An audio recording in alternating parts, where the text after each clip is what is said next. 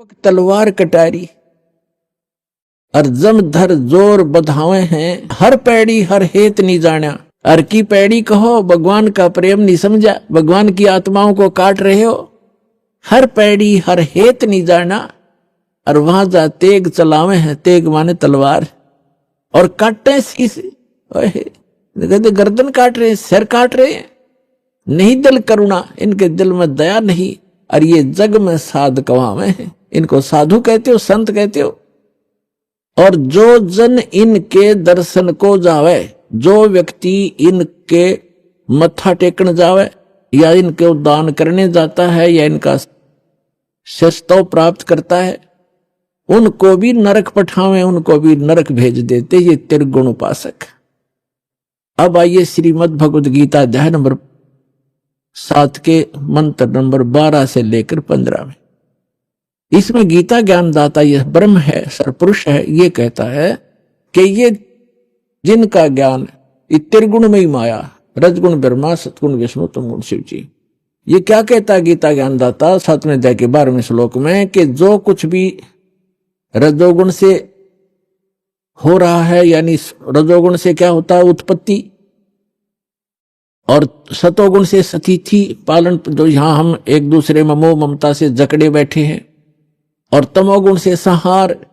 कहते ये उत्पत्ति, सतीथि और जो संहार, जो कुछ भी इन तीनों गुणों से हो रहा है, रजगुण ब्रह्मा सतगुण विष्णु से, इसका निमित्त कारण मैं हूं। ये मेरे लिए हो रहा है, क्योंकि इस सरपुरुष ने 1 लाख मानव शरीरधारी प्राणियों का नित आहार करने का एक श्राप लगा हुआ है। उसके कारण आप जी को यहां रोका हुआ है।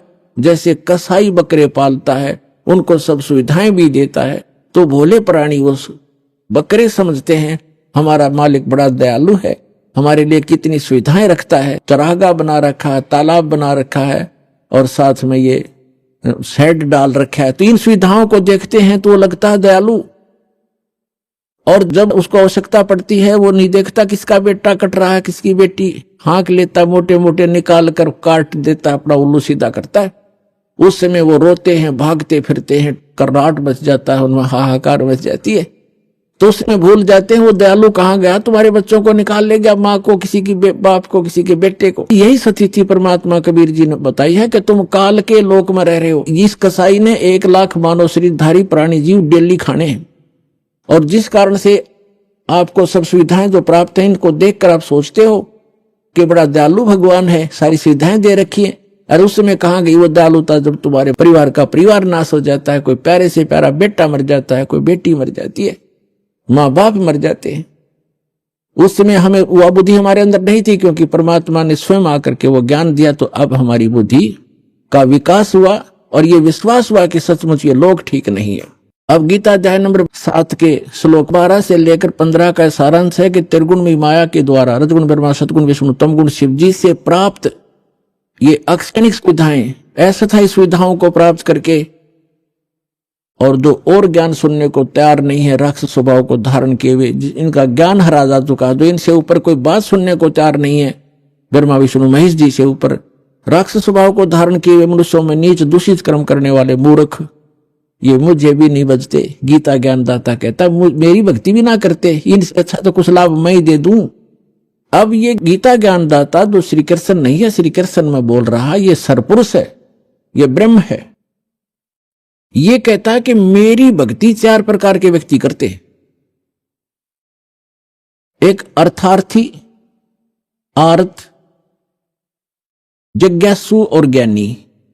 अर्थार्थी तो वो होते हैं जो केवल धन प्राप्ति, धन लाभ के लिए ही कोई जंतर मंत्र जो अनुष्ठान करते हैं, वो वेद मंत्रों से ही करते हैं। वो कोई अन्य किसी कविता या किसी के लेख का सहयोग नहीं लेते, पुराण पुराणों को नहीं लेते, और ना ही वो ये जाप करते जय गणेश देवा, ये आरती नहीं करते। वो केवल वेद मंत्रों से अनुष्ठान करते हैं। वो करते हैं धन लाभ के लिए, घना धनी बन जाऊं, कोई सिद्धि प्राप्त कर लूं। और दूसरे बताए आर्थ। आर्थ का अर्थ होता है जो संकट में हो जो व्यक्ति, वो आर्थ होता है, दुखी। तो वो दुख निवारण के लिए भी ब्रह्म साधक वेद मंत्रों का ही को आधार मानकर उन्हीं से अनुष्ठान किया करते हैं। और तीसरे जिज्ञासु, जिज्ञासु वो होते हैं परमात्मा प्राप्ति के लिए घर से निकलते हैं, संतों की खोज करते हैं, उनसे ज्ञान प्राप्त करते हैं, उनसे प्राप्त ज्ञान से स्वयं वक्ता बन जाते हैं और वो अपना जीवन नाश कर जाते हैं, वाह वाह के पात्र बन जाते हैं, कथाएं अच्छी याद कर लेते हैं। जनता ये सोचती है बड़ा विद्वान है और ना अपना जीवन कल्याण है और दूसरों का भी नहीं कर पाते, क्योंकि उनके पास वास्तविक मंत्र नहीं। फिर क्या बताते हैं, चौथे नंबर के जो ज्ञानी हैं, वो ज्ञानी कौन है? ज्ञानी की परिभाषा इस प्रकार है कि जिसको ये ज्ञान हो गया कि मानव शरीर केवल परमात्मा प्राप्ति सत साधना करके ये मोक्ष प्राप्त करना इसका उद्देश्य है और कुछ नहीं है।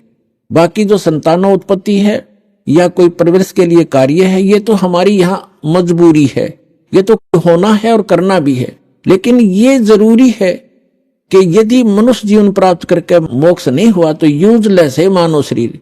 परमात्मा भी अपनी वाणी में सच्चिदानंद घन ब्रह्म कबीर वाणी में कहते हैं कि मानुष जन्म पाए के जो नहीं रटे हरि नाम, और जैसे कुआ जल बिना फिर बनवाया क्या काम।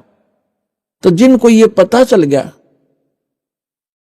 जैसे परमात्मा कहते हैं मनुष्य जीवन पा करके जो भक्ति नहीं करते, कहते हैं राम रटत कोढ़ी भलो, चू चू पड़े दो चाम, और सुंदर दे किस काम की, जामुख ना ही नाम।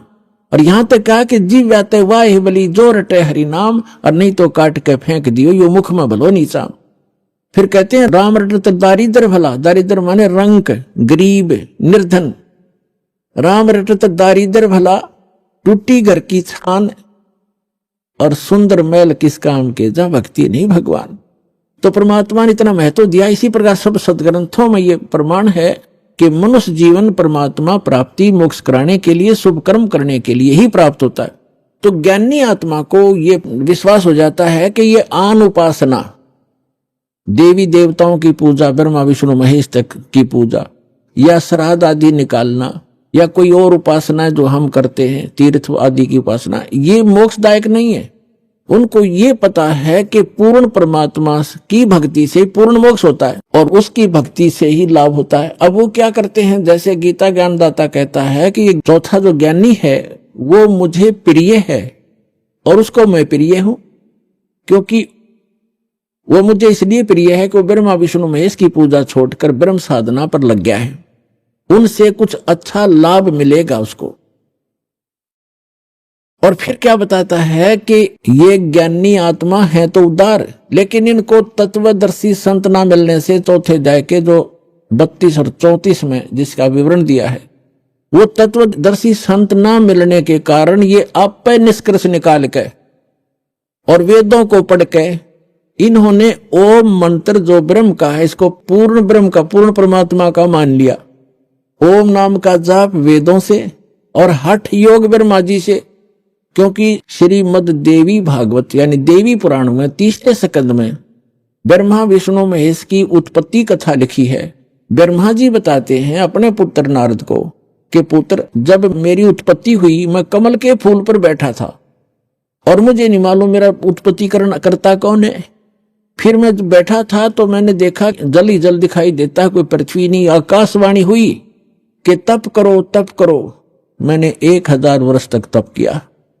फिर 1000 वर्ष के तप करने के पश्चात कहा कि अब सृष्टि करो, यानी 1000 वर्ष तप करके उसमें बैटरी चार्ज कर दी, सिद्धि आ गई, वो इन्वर्टर चार्ज हो गया ब्रह्मा का, और उससे फिर आगे उस उत्पत्ति शुरू कर दी। फिर जो डिस्चार्ज हो जाए उसकी शक्ति खत्म हो जाती है तो फिर उसको मृत्यु हो जाती है, डाल दिया जाता नरक में। तो यहाँ जो ब्रह्मा जी ने, ये आकाशवाणी तो थी ब्रह्म की और इसने मान ली पूर्ण परमात्मा की, क्योंकि वो गुप्त रहता है, सामने आता नहीं, ये काल भगवान ब्रह्म, इसने आकाशवाणी कर दी तप करो तप करो। ये वेद में नहीं है, वेद तो ब्रह्मा जी को बाद में प्राप्त हुए हैं और ये पहले उसको आकाशवाणी कर दी। तो ब्रह्मा जी ने वो तप वाली आकाशवाणी मान ली कि भगवान की है। इनको भगवान का पता ही नहीं कौन है, आज तक इन अपने पिता के दर्शन नहीं हो लिए, वो गुप्त रहता। उसने प्रतिज्ञा कर रखी है 7 में जाके 24 और 25 श्लोक में श्रीमद् भगवद गीता में प्रमाण है। तो इन्होंने सभी ऋषियों ने और इंक्लूडिंग विष्णु और शिव ने ब्रह्मा जी से ज्ञान प्राप्त है, इसको विद्वान मानते हैं ये कि वेदों का ज्ञान इसी को, तो इसने ओम नाम तो वेदों से दे दिया और आकाशवाणी वो ले ली जो इसने सुनी थी। तो दोनों का मिश्रण करके ये साधना शुरू करते हैं जितने भी ऋषि में ऋषि हुए। ये जो तप है ये तो है शास्त्र विधि त्याग का मनमाना आचरण, और ओम जाप है ये शास्त्रोनुकूल साधना। तो इन दोनों का मिश्रण करके साधना करते हैं। तो तप करने से तो इनको राज्य प्राप्त होता है, तप हठ योग करते हैं और उससे सिद्धियां भी आ जाती हैं, और ओम नाम के जाप से इनको ब्रह्मलोक प्राप्त होता है। लेकिन गीता अध्याय नंबर 8 के श्लोक नंबर 16 में कहा कि ब्रह्मलोक पर्यंत भी ये सभी साधक पुनरावृत्ति में जन्म मृत्यु होता है। जो गीता अध्याय नंबर 15 के श्लोक नंबर 4 में कहा है कि उस तत्वदर्शी संत की प्राप्ति के पश्चात परमेश्वर के उस परम पद की खोज करनी चाहिए जहां जाने के बाद साधक लौटकर फिर कभी संसार में नहीं आते। तो वो उस परमात्मा की भक्ति करो जिसने सब ब्रह्मांडों की रचना की। तो ओम नाम के जाप से वो प्राप्ति नहीं होती। उसके लिए अभी आपको बता दिया था कि 17वें अध्याय के 23वें श्लोक में कहा कि वो 3 मंत्र का जाप है और तत्वदर्शी संत बतावेगा, उससे होगा। तो यहां जो प्रसंग चल रहा है, तो यहां 7वें अध्याय के 18वें श्लोक में गीता ज्ञानदाता कहता है कि ये ज्ञानी आत्मा सभी की सभी हैं तो उदार है, नेक हैं, परमात्मा के लिए समर्पित हैं, घर त्याग दिया है, जीवन भी न्यौछावर कर दिया है, सूख कर काटा हो जाते हैं, परमात्मा पाने के लिए निराहार बैठे रहते। लेकिन ये उदार आत्मा मेरे वाली अनुत्तम गति में सरपुरुष, गीता ज्ञानदाता सरपुरुष ये कहता जन्म मृत्यु तो तेरी मेरी भी होगी अर्जुन, तेरी भी होगी मेरी भी होती रहेगी, और युद्ध भी करना पड़ेगा, शांति नहीं हो सकती, मेरी साधना से प्राप्त नहीं हो सकता। वो तो तत्वदर्शी संत बताते हैं, उनसे सुनो। तो तत्वदर्शी संत ना मिलने से कहते हैं कि ये ज्ञानी आत्मा है तो उदार, ये नेक आत्माएं हैं, परमात्मा के लिए समर्पित है। तत्वदर्शी संत के अभाव से ये मेरे वाली यानी ब्रह्म की साधना अनुतम अनुतमाम अति अश्रेष्ठ घटिया साधना में गति में, घटिया गति में ही आश्रित रह गए। घटिया गति यानी जन्म मृत्यु जब तक नहीं मिटेगी, शाश्वत स्थान नहीं मिलेगा, तो वो साधना वो गति उससे प्राप्त सथीची गति माने वो स्थान भी यूजलेस है, वो गति भी अनुतम है। अरे इन्होंने यहाँ बुद्धि स्लिप कर गया। यहां से स्टार्ट हुआ था सत्संग के जितने भी ये परमात्मा ने अनुवाद ही नहीं से करवा दिया, और जहां इनकी बुद्धि ने काम नहीं किया वहां इनकी बुद्धि स्लिप कर गई, इन्होंने अर्थों के अनरस कर डाले। तो उदाहरण के तौर पर ये है 7वें अध्याय का 18वें श्लोक में अनुतम शब्द है, अनुतमाम, अनुतम अनुतमाम यानी कति अश्रेष्ठ, बिल्कुल अश्रेष्ठ, घटिया। अनुतमाम का अर्थ होता है जैसे उच्चतमम, उच्चतम माने सर्वोच्च, और अनुतमम, उत्तमम तो उच्च होना, अनुतम का कति घटिया होना चाहिए। तो इनने यहां कर दिया कि भगवान अपनी साधना को, क्योंकि श्री कृष्ण को सुप्रीम पावर मान रहे थे विष्णु जी को, अपनी साधना को अनुतम कैसे बताएगा, अश्रेष्ठ कैसे कहेगा, इसलिए इन्होंने शब्दार्थ बदल दिए, अनरस कर दिए। ये कह रहा है कि मेरी साधना भी अनुतम है, जन्म मृत्यु समाप्त नहीं हो सकती, युद्ध अर्जुन करना ही पड़ेगा, जहां युद्ध है वहां शांति कहां। तो 18वें अध्याय के 62वें श्लोक में वर्णित वो शाश्वत स्थान और परम शांति इस ब्रह्म की साधना से प्राप्त नहीं हो सकती। इसलिए 7वें अध्याय के 18वें श्लोक में अपनी गति को भी अनुतमम अति अश्रेष्ठ घटिया कह रहा है। और फिर तुरंत 7वें अध्याय के 19वें श्लोक में क्या कहता है, बहुनाम जन्मानाम अन्ते ज्ञानवान माम प्रपद्यते। बहुनाम जन्मानाम यानी बहुत ही जन्मों के अंत के किसी जन्म में ये ज्ञानी आत्मा ज्ञानवान माम प्रपद्यते, मुझ ब्रह्म की साधना करते हैं, मुश्किल से नाते नीचे की साधना को देवी देवता भूत पितर आदि में उलझे रहते हैं, तीर्थ व्रतों पर लगे रहते हैं। यहां बताता है कि बहुनाम जन्मानाम अन्ते ज्ञानवान माम प्रपद्यते, और वासुदेव सर्वमिति समात्मा सो दुर्लभ है। क्या कहता गीता ज्ञानदाता कि वासुदेव ही सर्वम, सब कुछ है, वासुदेव ही सब कुछ है, ये बताने वाला महात्मा बड़ी मुश्किल तय मिलेगा। वासुदेव कौन है? वासुदेव का अर्थ क्या है? सर्वव्यापी और सर्व समर्थ, जिसका सबके ऊपर अधिपत्य हो, वो उसको वासुदेव कहते हैं। श्री कृष्ण वासुदेव नहीं थे, वो तो वासुदेव के पुत्र थे, उसके पिता का नाम था वासुदेव।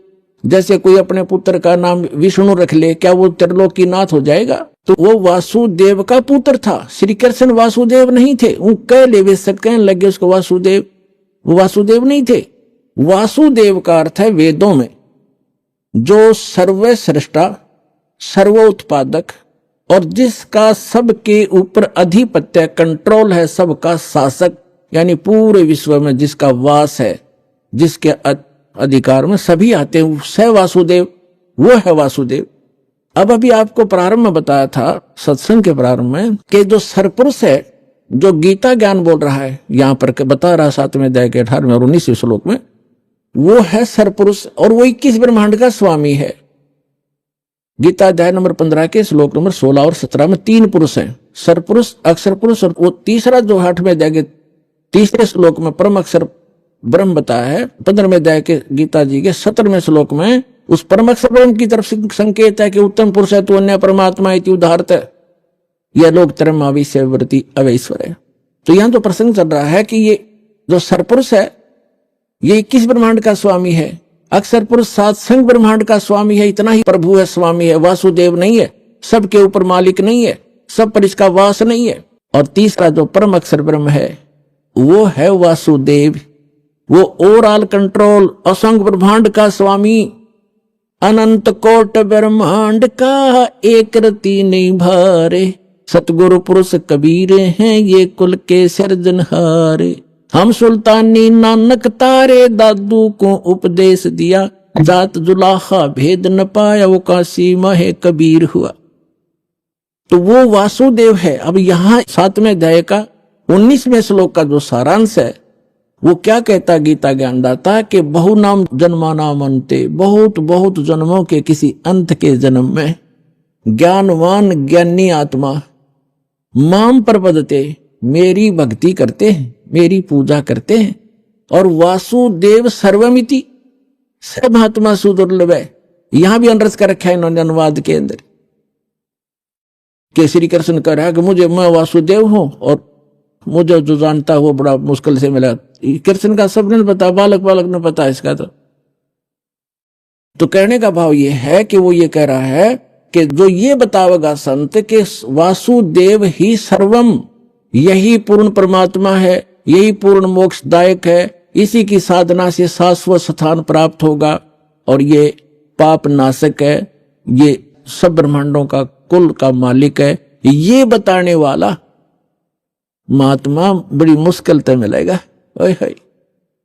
इस पे थोड़ा सा उदाहरण देते हैं। जैसे परमात्मा का विधान है, वेदों में वर्णित है। ऋग्वेद मंडल नंबर 9 सूक्त 82 मंत्र 1, 2, 3 में, ऋग्वेद मंडल नंबर 9 सूक्त 86 मंत्र 26 और 27 में, ऋग्वेद मंडल नंबर 9 सूक्त 54 मंत्र 3 में, ऋग्वेद मंडल नंबर 9 सूक्त 20 मंत्र 1 में, ऋग्वेद मंडल नंबर 9 सूक्त 1 मंत्र 8, 9 में, ऋग्वेद मंडल नंबर 9 सूक्त 94 के मंत्र 1 में, ऋग्वेद मंडल नंबर 9 सूक्त 95 के मंत्र 2 में, ऋग्वेद मंडल नंबर 9 सूक्त 96 के मंत्र 16 से लेकर 20 में और अनेक स्थानों पर यह प्रमाण है कि वो परमात्मा ऊपर रहता है, परम अक्षर ब्रह्म, और वहां से गति करके आता है, अच्छी आत्माओं को मिलता है, उनको तत्व ज्ञान से परिचित कराता है, वो कवियों की तरह आचरण करता है और अपनी अमृत वाणी को लोकोक्तियों के माध्यम से, दोहों के माध्यम से, शब्दावलियों के माध्यम से वर्णित करता है। वो सच्चिदानंद घन ब्रह्म की वाणी होती है। तो वो किन महात्माओं को मिला? आदरणीय धर्मदास साहिब जी को, आदरणीय मलुकदास साहिब जी को, आदरणीय नानक साहिब जी को, आदरणीय दादू साहिब जी को, आदरणीय गरीबदास साहिब जी गांव छुरानी जिला दद्दर वाले को, आदरणीय गीसा साहिब जी गांव खेखड़ा जिला मेरठ उत्तर प्रदेश वाले को, और आदरणीय स्वामी रामानंद जी काशी वाले को। ये तो महापुरुष दास के नॉलेज में है, जिनको भगवान सीधे मिले, तो अपने नियमानुसार, अपनी लीला अनुसार मिलते, ऐसे मिले। तो उनमें से गरीबदास जी ने कहा है, हम सुल्तानी नानक तारे दादू को उपदेश दिया, जात जुलाहा भेद न पाया काशी महे कबीर हुआ। अंत कोट ब्रह्मांडे का एक रति नहीं भारे, सतगुरु पुरुष कबीर हैं ये कुल के सिरजनहार। तो यहां कहते हैं ये गरीबदास जी को परमात्मा मिले थे, कबीर परमात्मा जी सचखंड लेकर गए थे, फिर वापस छोड़ा था, उनको मृत जान लिया था, चिता पर रख दिया था। 10 वर्ष के बालक थे गरीबदास जी, गांव छुड़ानी, जिला झज्जर, हरियाणा में। तो परमात्मा 8-10 घंटे तक ऊपर सारा ब्रह्मांड दिखाया उनको, ले जा करके अपनी स्थिति से परिचित कराया, फिर उनको वापस छोड़ा। उनके अंदर वो तत्व ज्ञान फीड कर दिया, फैक्स कर दिया, उसके डाउनलोड कर दिया भगवान ने। तो उसी ज्ञान के आधार से गरीबदास जी ज्ञान दिया करते थे। उनके बहुत से शिष्य हुए और उस अमृतवाणी को पाठ किया करते थे उनके शिष्य गरीबदास जी के। जैसे आप ब्रह्म वेदी प्रतिदिन नित्य नियम में करते हो, उस ब्रह्म वेदी का पाठ भी किया करते थे। एक उनका शिष्य था गरीबदास जी का, वो पंजाब साइड में चला गया। लुधियाना के पास एक वासियर गांव है, लुधियाना से थोड़ी सी दूरी पर। आजकल का मौसम था गर्मियों का, यात्रा करता हुआ जा रहा था वो भक्त, और वहां बैठ गया, नहा धोकर सुबह तालाब के किनारे स्नान करके वहां बैठ के अपना सुबह का नित्य नियम करे था, गरीबदास जी की वाणी का जो आप करते हो। और एक रामराय नाम का एक बहुत बड़ा धनी था, 800-900 बीघे जमीन थी उसको राय साहब कहा करते थे। और वो थोड़ा सा बैकलासा व्यक्ति था, उसको झुमकरा भी कहा करते थे, यानी ज्यादा डामाडोल विचारों का व्यक्ति था धार्मिक व्यक्ति। तो जब उसने सुबह सुबह वो वाणी सुनी उस गरीबदास जी के शिष्य के मुख से, और ये सरदार जो है सिख लोग वाणी के बड़े कायल होते हैं, इसके ऊपर बड़े आकर्षित हो जाते हैं। निकट जाकर बैठ गया, भगत ने सारी ब्रह्म वेदी कही। तब उस रामराय ने, उस सरदार जी ने, सिख ने पूछा कि ए भगत, ये वाणी किसकी है, कादी है? तो उसने, भक्त ने बताया कि मेरे गुरुदेव गरीबदास जी की है। ये महाराज जी शरीर में हैं या मृत्यु को प्राप्त हो गए, शरीर छोड़ गए? भक्त ने बताया कि बहादुरगढ़ के पास एक छुडानी गांव है, वहां है और वर्तमान में है। तो रामराय ने सोचा कि इसे महापुरुष के दर्शन करने चाहिए, संत के। अब उसने संत कैसा मान रखा था, जैसे आप देखते हो अपने हिंदू धर्म में बड़ी बड़ी जटा हो, बड़ी बड़ी दाढ़ी हो, गले में माला हो, राख रूख मसल रखी हो, या कति मूंड मुंडा रखा हो है, और लाल कपड़े, गेरवे कपड़े हो, और भी कोई तिलक पिलक लगा रखे हो। तो इस तरह की वेशभूषा वाले को हम महात्मा मानते हैं। तो इसी दृष्टिकोण से चल पड़ा कि महात्मा ऐसा पाओगा, दूना दाना लगा रखा होगा, चमटे गाड़ रखे होंगे। गांव छुडानी छोटा सा गांव था, 30-40 घर थे उस समय, ज्यादा से ज्यादा 50 घर होंगे। तो वहां जाकर पूछा कि गरीबदास महाराज से मिलना है। वहां के लोग जानते थे कि इस गरीबू को महाराज कहते हैं, ये लोग बाहर से आने वाले। और गरीबदास जी रहते थे जैसे हरियाणा के व्यक्ति डालते हैं सिर पर साफा, धोती और कुर्ता, ऐसे रहते थे, सिंपल मैन, जैसे आम नागरिक जैसी वेशभूषा। तो पुण्यात्मा भगत के लिए वेशभूषा कोई मायने नहीं रखती, चाहे कैसी भी रखो, लेकिन सुटेबल हो, अच्छी हो और देश के अनुकूल हो तो अच्छा रहता है। जैसे लाल को किसी कपड़े में बांध कर रख ले, फटे पुराने में या बढ़िया अच्छे वाले में, वो लाल तो लाल ही होता है। ऐसे भक्त भक्ति से बनता है, ऊपर के आडंबर से नहीं बनता।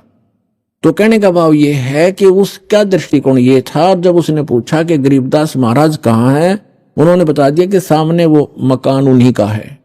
मकान के आगे बाहर से आए हुए दूसरे गांव के कुछ भक्त बैठे थे, कुछ उस गांव का भी 1-2 भक्त था। उनसे पूछा भी महाराज गरीबदास जी कहाँ हैं? उन्होंने बताया भी बैठ जाओ, अभी आ जाएंगे, बाहर घूमने गए हैं सुबह सुबह। किधर गए हैं, किस साइड में गए? उसने सोचा कि इतनी दूर से आया हूं, रामराय जी ने सोचा कि इतनी दूर से आया हूं, महापुरुष के दर्शन करके आहार करूंगा। उनसे पूछा कि किस साइड में गए हैं, मैं उनके दर्शन करना चाहता हूं। और ये भी पूछा कि कितनी देर में आएंगे। तो वहां उपस्थित भक्तों ने बताया कि उनकी मर्जी है भाई, साधु संतों की, आओ तो अभी आ जाओ, ना तो दोपहर तक नहीं आवे। तो कहां मिलेंगे, किस दिशा में गए हैं, कहां मिलेंगे? कि सामने एक रहट लगा हुआ है, वहां एक झोंपड़ी है, कई बार वहां भी बैठकर वो अपनी भक्ति करते होते हैं।